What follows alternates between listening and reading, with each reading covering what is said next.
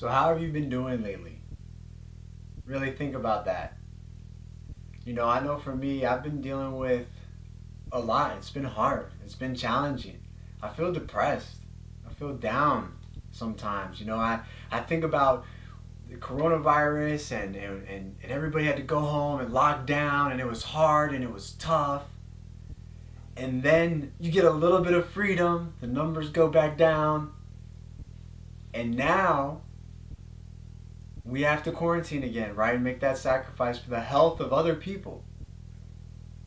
And it's sad, I think about all the things that have got canceled, the holidays that have changed, and even just my overall mood. I can feel unmotivated at times. I can feel down. And I don't know if you guys can relate to that at all right now, but I wanted to encourage you with something. You're definitely not alone. And one of the greatest prophets in the Bible, Elijah, felt a lot of these same things. After his incredible victory over the prophets of Baal, right? All of a sudden, he thought there was going to be this victory, but yet Jezebel wants to kill him. He's like, what happened? I thought this was supposed to be different. I thought things were supposed to work out a little bit better, especially after what just happened, right? Like it only can get better. And he was disappointed to find out that things weren't going to be as he had hoped or expected them to be. That's been hard for me. I hoped that things would be different by now. And Elijah hoped that things would be different after his incredible victory. And there's this moment where Elijah sits down and he prays to God that he might die.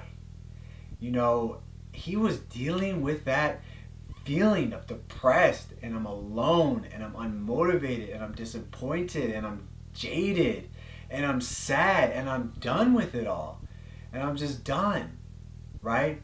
And Elijah felt those things if you read in the book of Kings. And what happened? Well, God fed him. God took care of him. God brought him to Mount Oreb, where he had also spoken to Moses. And he spoke to Moses in these incredible ways like fire and wind and lightning bolts and all of these ways you would typically expect this powerful God to manifest himself, right? And so now Elijah goes to that very same mountain, right? And so God tells him, wait for the presence of the Lord, and you see it. You see the wind, and you see the fire, and you see the earthquake. But it says God was not in any of those things. And if you remember the story, where was God? Where was God for Elijah at that moment? It says God was in a gentle whisper. So think about that.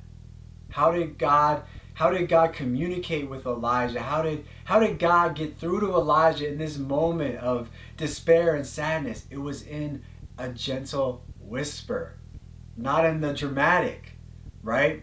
And I think right now that's so important because there's so much going on in our minds and our hearts and emotionally and even around us trying to keep everything afloat.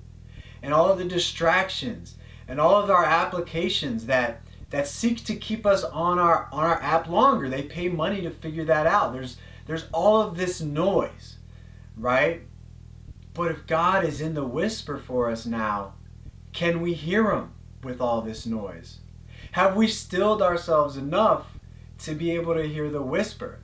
And so I want to encourage everybody today to take some time, whether it be 5 minutes, 10 minutes, 15 minutes, go to your room, go to your prayer room, or a place in nature you love and just listen to what God has for you.